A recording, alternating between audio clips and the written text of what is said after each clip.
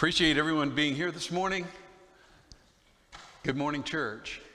And we appreciate those of you who are joining us online for our worship as well. We have people from several states and even some foreign countries who are joining us, and we very much appreciate your presence as well. Before we get started in the lesson this morning, let me just briefly mention last Sunday, Steve Klinkenbeard tendered his resignation as a deacon here, and wanted to thank Steve for his faithful years of service as well. Steve has labored in a number of areas in serving this church, including for years coordinating what we now call our Connect groups, life groups. Back then, he and Patsy have sponsored any of a number of Connect groups over the last few years, and we just really appreciate Steve's service to the kingdom here, and we look forward to continuing to worship with Steve and Patsy. But we want to thank them, and him in particular, for his service to the congregation here. Also, I'd like to remind you, our missions budget is really being stretched right now because there's just a tremendous need going on in Honduras and in other places. Opportunities are opening up, and I just want to remind you that your commitment to that fund is also extremely important, and you need to write a separate check or put your cash in a separate envelope that's designated for that, and put that in, mail it in or bring it in or put it in one of the boxes back there. But your contribution in that area right now is vital. As you see in the bulletin, there are members of the church now in the area of Tegucigalpa that have the COVID-19 virus. And those folks are in desperate straits. They're desperately poor to start with, and on top of that now, they can't go to work, they can't make any money, they can't circulate. The government has put all kinds of crackdowns on them, and it's just a very, very difficult time for them. And so any help that you can give in your present commitment or additional funds will be deeply, deeply appreciated. We've been talking about God and the fact that He blesses us with wisdom. Wisdom that comes from above, according to James chapter 3. And this morning in particular, I want us to focus on a thought that James shares with us in James 2 verse 13, where he is going to stress the importance of mercy. And I hope by the end of this lesson, maybe you have a deeper appreciation of the wisdom that is involved in God encouraging you and encouraging me to show mercy to others. Now, as we've talked about, you don't have to be lengthy to be profound. And James certainly shows that. When James says, I want you to be quick to hear, I want you to be slow to speak, I want you to be slow to anger, tremendous wisdom in that. Those pithy little sentences that speak so much to how we ought to interact with other people and how we ought to conduct ourselves. And it's the same way here as James lays down this very important principle of showing mercy to others and talks about the reciprocity of mercy. Judgment is without mercy, brethren, to one who has shown no mercy. Mercy triumphs over judgment. Now, I want to spend some time thinking about the idea, the concept of mercy, because I really believe that mercy and showing mercy is not, quote unquote, a natural thing that we do. Contrary to Disney's portrayal of animals having human feelings and emotions, they don't. Now, I'm not saying that animals can't feel whatever, but they do not have human emotions and feelings like we do.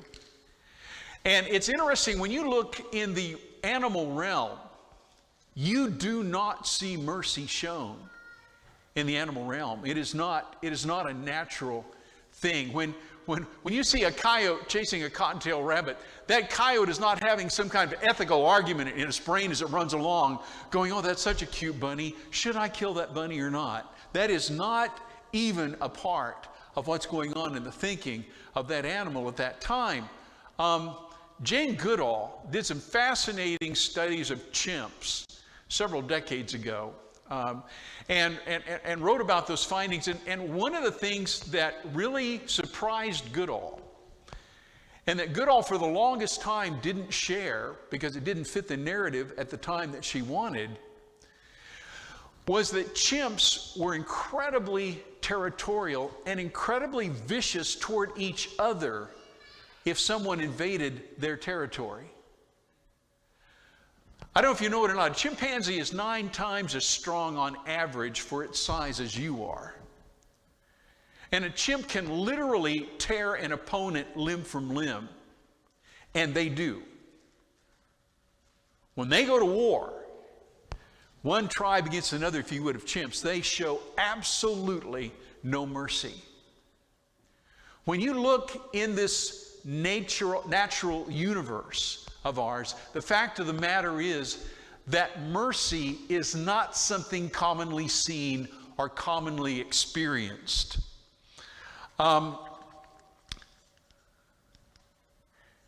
Mercy is something that we admire, but it's not something that's generally administered. And I was trying to think of a way to illustrate this, because we admire mercy. A lot of the time we don't practice mercy. And I got to thinking, I love Westerns. I always have.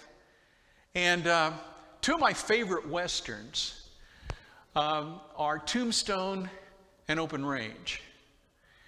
And it's interesting that toward the end of Tombstone, Ike Clanton and the bad guys try to organize a situation at a train station to where they're going to kill Wyatt Earp and his clan, ambush him.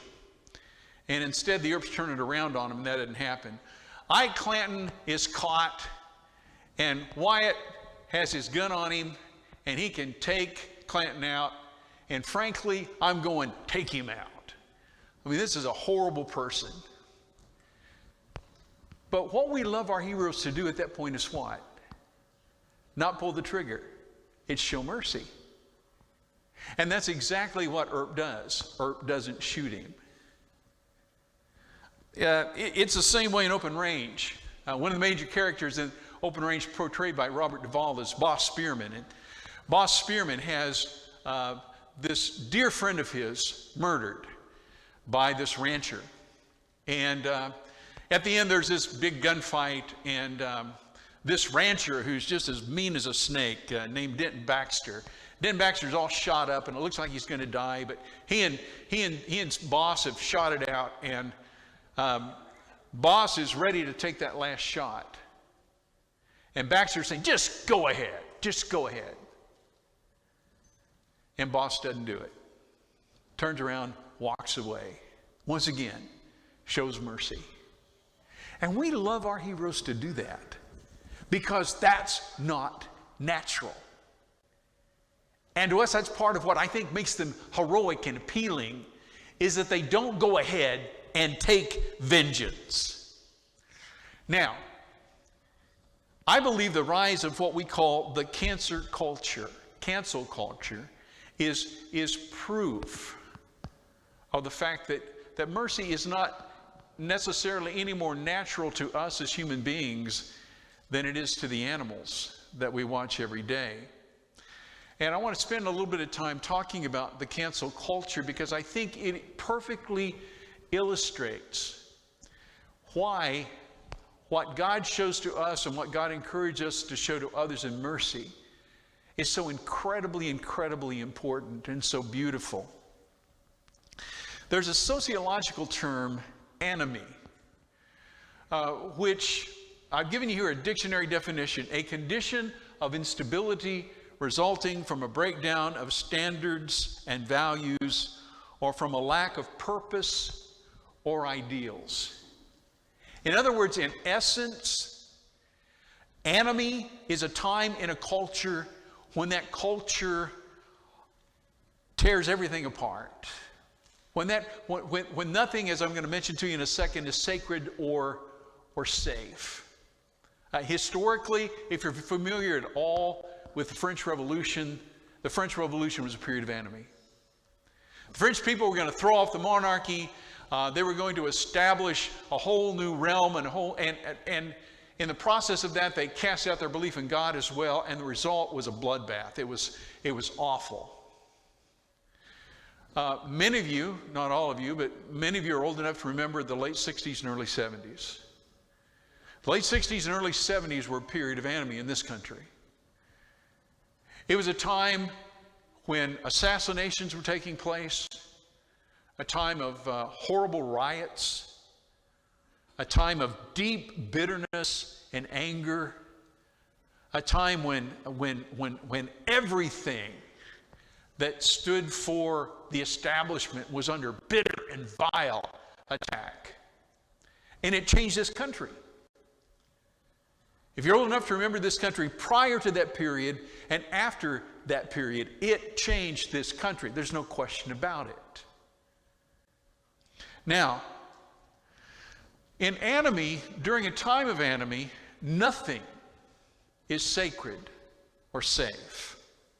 Everything and everyone, particularly those who are seen as reflective of the dominant culture, are subject to destructive attacks. Again, if you remember the 60s and 70s, you remember that.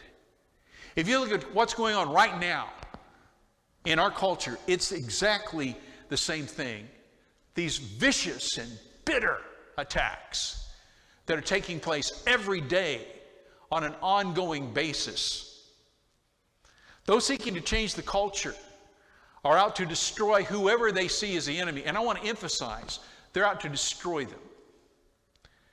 This is not about having a gentlemanly discussion. This is not about sitting down and talking about different concepts and points of view. This is about like when Sherman went through the South and just laid waste. That's the kind of approach that's being taken now.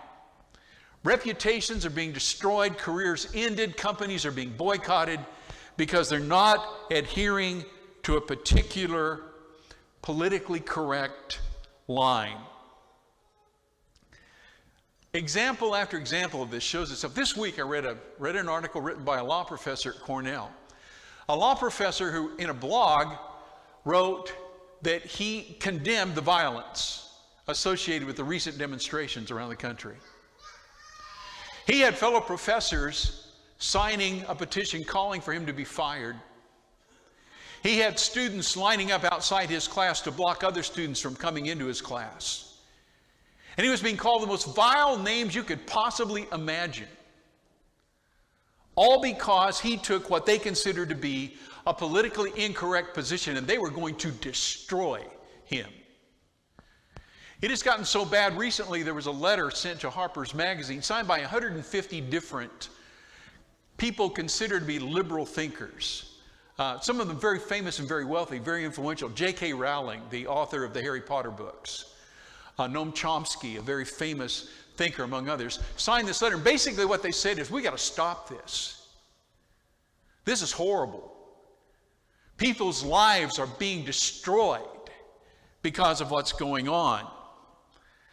And they are. But here's the thing. I call it the Twitterverse.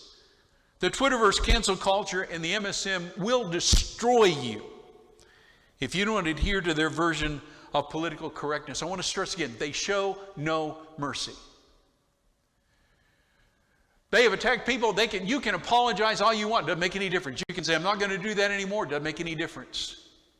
You're gone. You're fired. You've lost your job, lost your position. You are out. No mercy. Why? Because that's not the principle on which they operate. The principle on which they're operating is exactly the same principle that the Romans and others operated on. And that is, we are going to line our roads with crosses. And people hanging on those crosses. And we're going to show you this is what happens to you if you stand in opposition to us. If we can't win any other way, we'll win through intimidation, but we are going to shut you up. And if I'm afraid I'm going to lose my job, if I'm not going to be able to feed my family, if I've spent years trying to build a company and they're going to destroy my company, it's very intimidating to face this kind of ruthless opposition. That's what's going on today. This brethren, is the way of the world. And it is, as James will say in James 3 verse 15, it is earthly, it is unspiritual, it is demonic. Okay? It is frightening. Now, I tried to think of a way to illustrate this because I think it's important we have to appreciate this in order to appreciate mercy. And the best I could come up with, and I'm not saying it's the best that could be, but I'm going to use an iceberg analogy of what underlies this cancel culture. An iceberg, and this is an actual picture of an iceberg, as you can see, an iceberg, only about 10% of that iceberg actually shows above the water. The vast majority of that iceberg is submerged beneath the surface. You can't see it. It's there, but you can't see it. And I believe when you look at this cancel culture, as they're calling it, what underlies it? What's the foundation for it? What's right underneath the surface? Well, what I see is envy and bitterness and anger and animosity and revenge and intimidation. That's what's feeding this. That's what's supporting it. It's ugly and it's scary. And it's very, very real. Now, in complete contrast to that, I want us to think about mercy. And I want to start right off by making the point that mercy, brothers and sisters, is a very challenging gift. And it is a gift, okay? But it's a very challenging gift for a number of reasons. Briefly, let me share with you three. Mercy, like grace, is an unearned gift. Mercy and grace, I believe, are very closely interlinked, cousins, if you would. Now they're different, but there's a whole lot of resemblance between them. But they're both gifts, and that's important. Mercy is something that someone gives to you, that they show to you. They do not owe it to you. Just as grace is the same way. Mercy, and here's what's tough about mercy. Mercy chooses not to punish when it has the right to punish. Now, I want you to think about that. Mercy chooses not to punish when it has the right to punish. And consequently, mercy can appear arbitrary and unfair. I've talked before about the fact that there are a lot of people, grace makes them mad. It angers them. You mean God would forgive that multiple murderer if he repented? I can't believe that. Well, then don't believe Scripture, because Scripture says if that man truly repented, God would forgive him. And it's the same way with mercy. A judge can have two prisoners appear before him, both charged with the same crime. And the judge gives one prisoner 15 years and the judge gives the other prisoner 5 years. And somebody's going to say, well, that's unfair, that's arbitrary. Well, if the crime is up to a 15-year sentence, but it's at the discretion of the judge to apply the sentence, and he looks at this prisoner and says, I'm going to give you 5 years, and that prisoner, I'm going to give you 15. He's not being unfair to the prisoner that he gave 15 years. That's what the law says. He's showing mercy to the prisoner that he gave 5 years, and he may have a multitude of reasons for doing so. Doesn't have to reveal them. But the bottom line is people are going to look at that and they're going to say, well, that's not, because we have this fair thing in our head, you know? Although really in a whole lot of ways we don't want fair. And we'll talk about that. We don't want fair. People get aggravated at mercy because it seems arbitrary and it can appear unfair.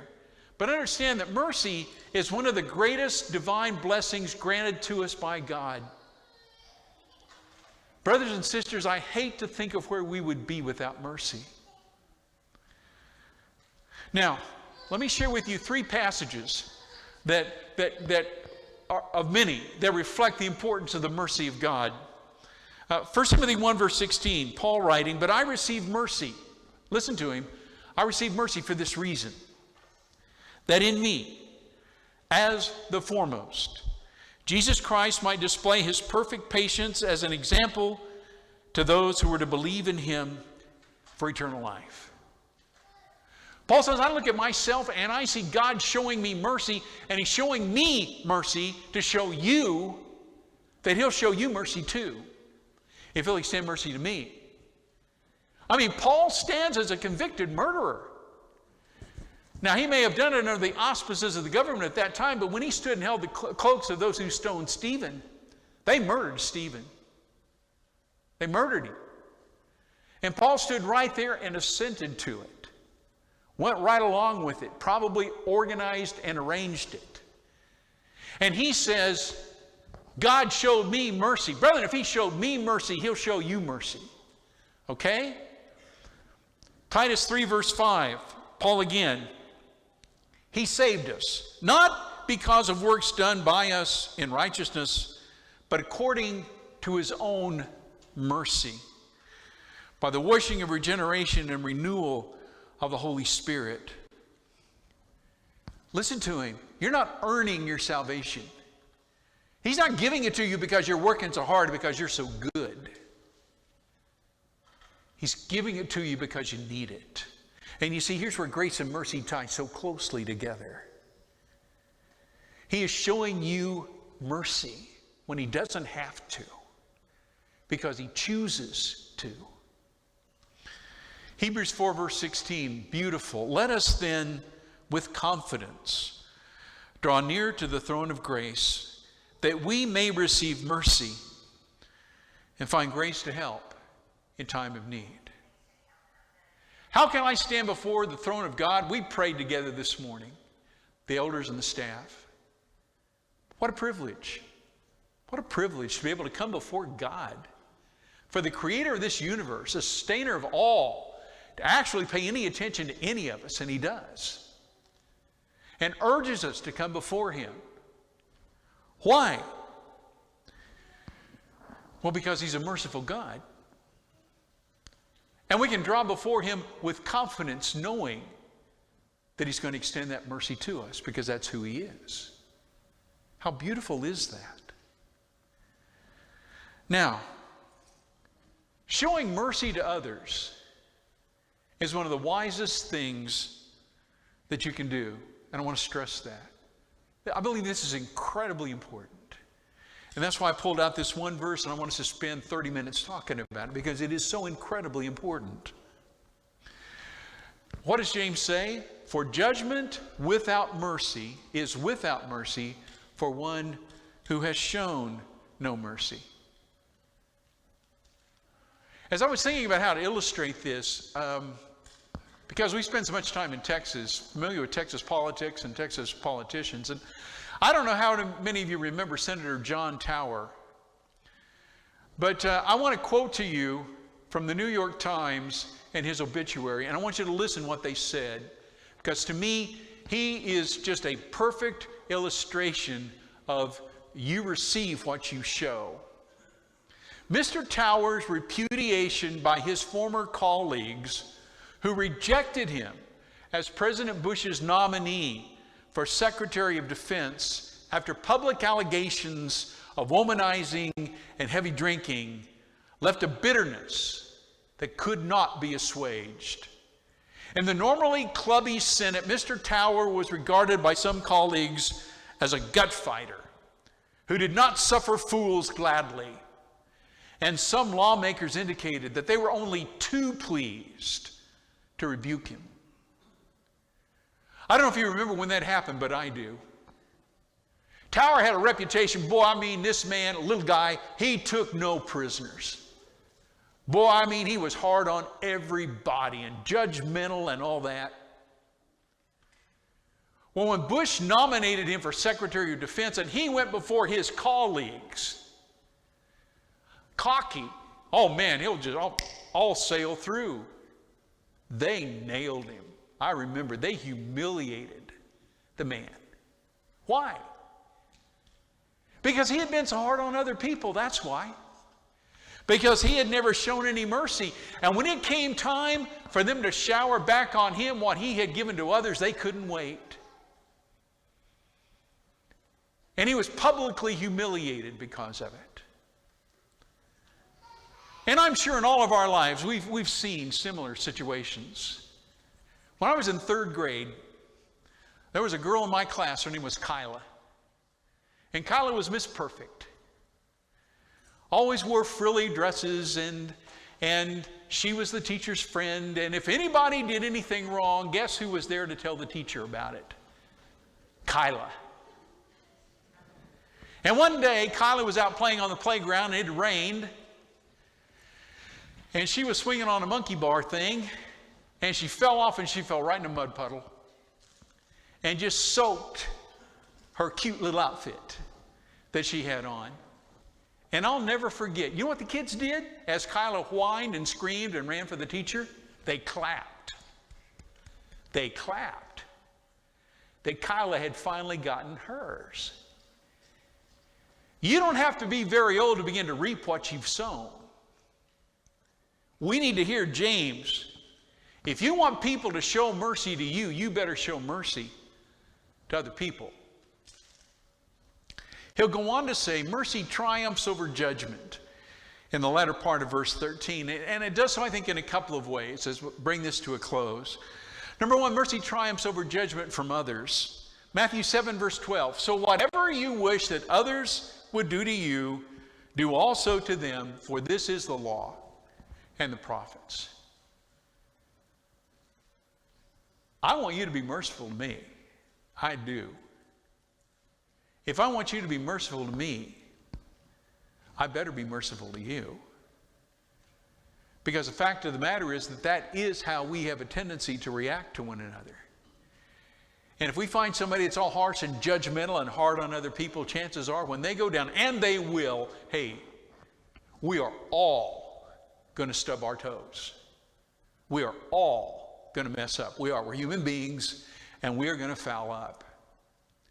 When we do, much of how you're going to be treated is going to be determined by how you've treated other people. No question about it at all.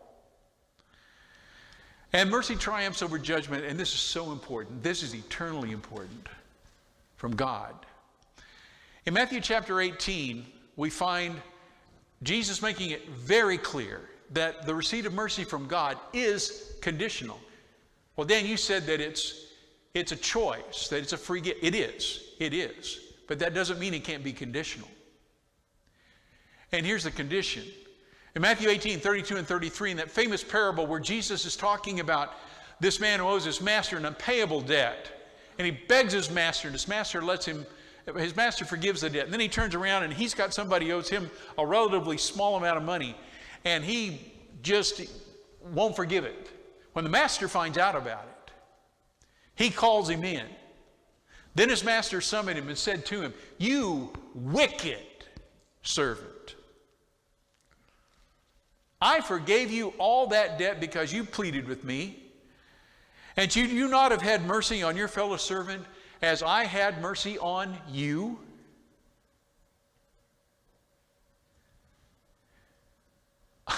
When I stand before God, brethren, I don't want fair, I don't want just, I want merciful. That's what I want. That's what I've got to have. And the only way that's going to happen is if I show mercy to you. If I don't show mercy to you, He's not going to show mercy to me. Does that make mercy incredibly important? Does it make mercy incredibly critical? It absolutely does. Now I want to fall back real quick on this iceberg analogy. And I want you to think about what underlies mercy. We looked at what underlay the cancel culture. What underlies mercy?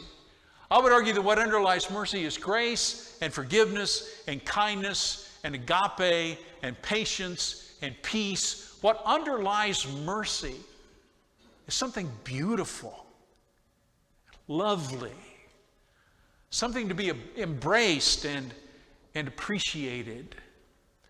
And that's what God has called you and me to. Again, back to the verse. For judgment is without mercy to one who has shown no mercy. Mercy triumphs over judgment. Incredibly wise words that we not only need to hear, but we need to live out in our lives. Here's the beautiful thing. If you're seeking the mercy of God, He's made it very clear. All you've got to do is ask. If you sincerely ask, in faith, ask, you'll receive. Okay? That is a mind-boggling level of love and grace and forgiveness and patience that I don't know we can ever really wrap our arms around totally and understand, but we can sure appreciate it. And that's the blessing that He promises to you and to me. And if you're ready to receive that blessing this morning, if you're ready to throw yourself on the mercy of His court, if you're ready to receive His grace, if you're ready to acknowledge Jesus as the Son of God, put on your Lord in baptism and know the freedom that comes in forgiveness and in a relationship with Him. If we can help you in any way, won't you come while we stand and while we sing?